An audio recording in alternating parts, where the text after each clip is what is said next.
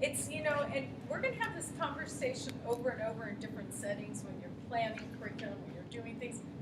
Who are your students? Where is this located? It's not you don't just decide everything works the same way in every setting.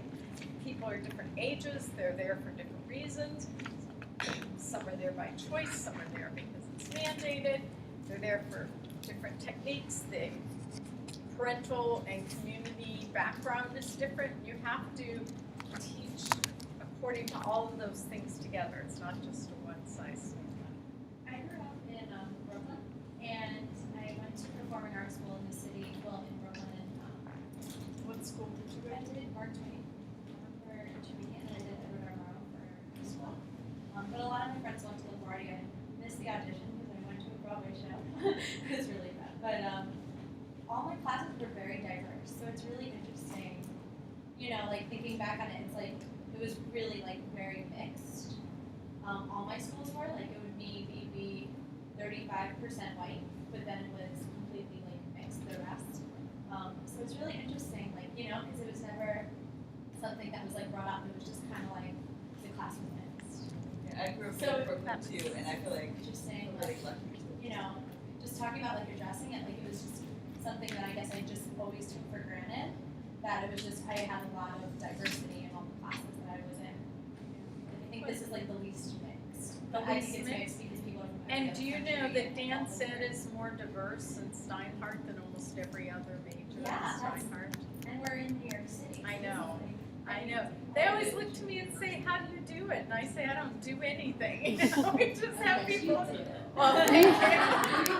Okay, thank you. I'll take credit for it. I watched you from very far. So okay, I'm gonna go to that school. Oh, good. Okay, good. But that's interesting when you talk about your background. I grew up in Tucson, Arizona, but a while ago, and I was there were no people of any color, including not Mexican American, in my high school. It was the most lily white high school. I was one of 4 Jews. So even being Jewish, I was so other. There was no other than I was. It was like, you're a what? So I understand. I think some of my upbringing, because my parents were from New York, so we were really other, and even though maybe I look like, I'm part of the minority, whatever that is, I feel really other sometimes. Maybe that's why I moved to New York, so I wasn't so, but there was a period of time of being a child, a Jewish kid in Tucson, Arizona was about as fish out of water as you could get. A bagel? What's a bagel? That was before there were bagel, Einstein bagels all the way across the country, Yeah. Really interesting. I Yeah. always thought about this though. Even though the classes were very diverse, I apologize. There were not many boys, like maybe 2 boys. That's interesting. I didn't I think just- of that. And this gets me a little, hi, thank you. Say hi to Denise. Hi, Denise. Everybody in ABT knows Denise. Okay. Hi, Denise. Hi. Hasta mañana. Okay. Hasta mañana. Don't be so melania. Today, the turista. Okay. Dígame. O que venga Sí. mañana Mañana. a la Okay. oficina. En la oficina, sí. ¿Cómo a qué hora? 3. ¿A las 3? Perfecto. Bueno, Ahora, gracias. dale. Okay. Bye. Okay. Okay. Yes. But oh, you had your hand up. Sorry. And then okay. The thing is interesting because Ecuador is a very male society. Male society. Yes. That's what we So- call it. But I also said patriarchal. Yeah, patriarchal. patriarchal Yes. society. Yes. So additionally to deal with these things inside the classroom, I mean, in my studio, the classes were free for men. Free for men. Free. Oh boy. And despite of this, I only had 3 or 4 men as my students, but they are older than 18 because they were adults at that time, so they could make their own decisions. So it's terrible to deal with parents because they say, no, my boy has to take karate classes or whatever.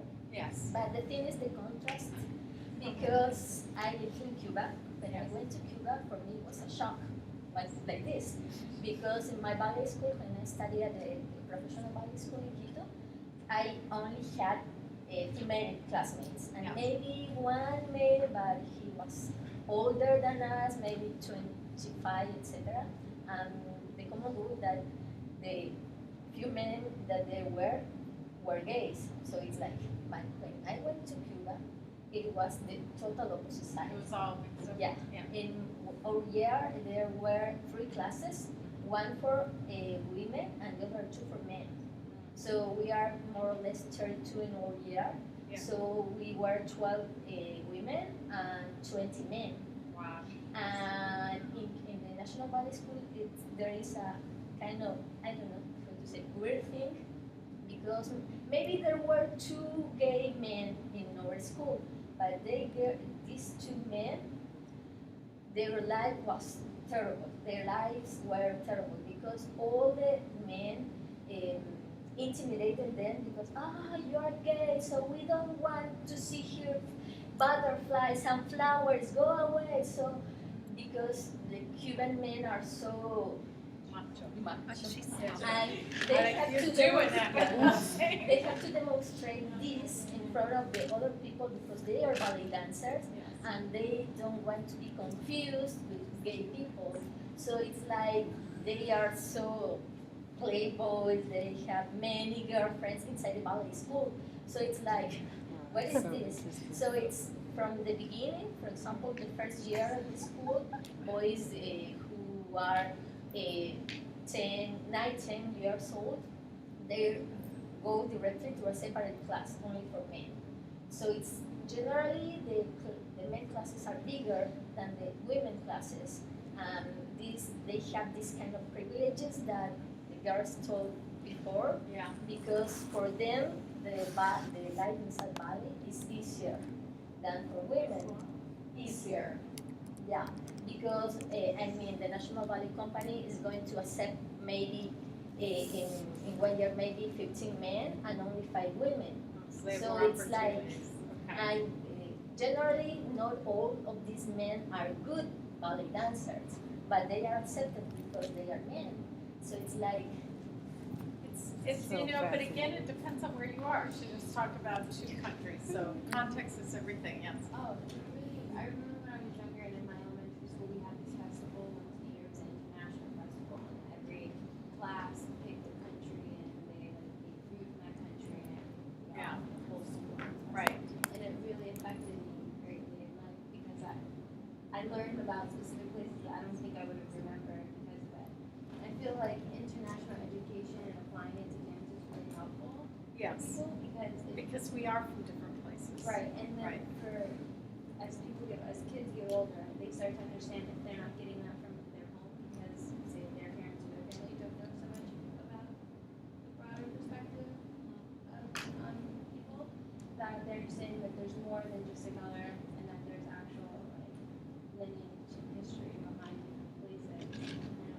I just think that. Here's a perfect game if you can play along with me a little bit. Can we just play one more little game? Can you just stand your arm next to Dina's?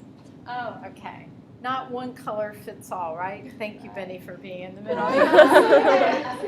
So it's really hard to just put labels on people because even a label doesn't mean anything. Or you may not know, even Yes. for that matter, like you're saying, like, oh, I know my family's from the West Indies. Yes. Oh, yeah, my family's from. But just because you know that little doesn't mean you actually know much about that culture. And No, you don't. Providing that for children and like an atmosphere like dance that allows them to explore without having to critically think about what that means past the enjoyment of Right. in your home you may hear something different about race and culture. Right. Versus like being in a room and saying, oh, okay, well, it's not just like that.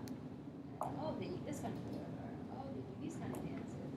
Well, we know education in its formal sense is not the only place where people learn. You know, education is a much broader construct. And we learn from our home life, we learn from our communities, we learn in formal educational settings, we learn in informal education settings. So wherever you will be in people's educational lives, you're one of the contributors to all that education. You know, and the more we can sort of like shake things up without really offending people, the more we contribute to education. But you have to know where you are and who your people are, you know, what your context is, so you don't shake it up too much. Yes. Does culture have to do with like boys or men have made a decision whether they want to do ballet or not? Because like in Cuba, for instance, there's a lot of straight male dancers Yeah, that's what you were saying. compared to Yes. the United States. And even earlier I mentioned about that it relates to what's going on at home, but I have a 9-year-old boy and he doesn't want to do ballet. I'm like, when your uncle do ballet, what's the problem? Why you don't want to do Yes. that? And he like almost forced him, not Yeah. that He he contributes, I mean, turn on the, where do people get their ideas about dance and dance being a feminine art form? I mean, just, it's out there in the media, it's people's comments all the time, you know, it's pervasive, yes. It's a very cultural thing, you know. I think still South America is a very, you know, like patriarchal Yes. like culture. So, like being gay, it's still a taboo, and gay people are barely, I would say, in the last, not even like probably 10 years, they're barely starting to be accepted into society.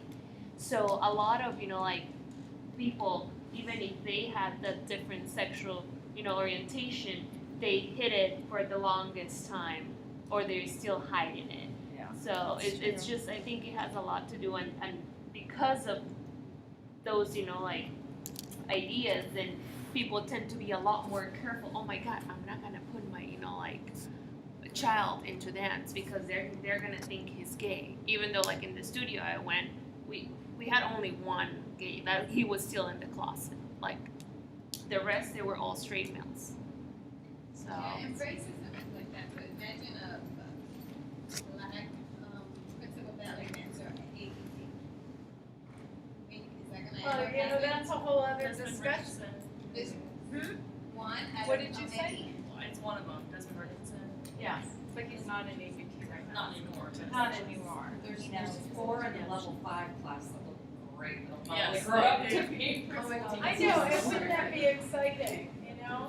But then there's this whole discussion, and yes, we gotta go on. Okay. Racism in dance, you know, there's a lot of discussion about that, you know, and I've heard people just stand and very calmly say, I will not go to Swan Lake unless all the swans look the same. So you can't put a black body in the middle of all those white swans, it won't look right.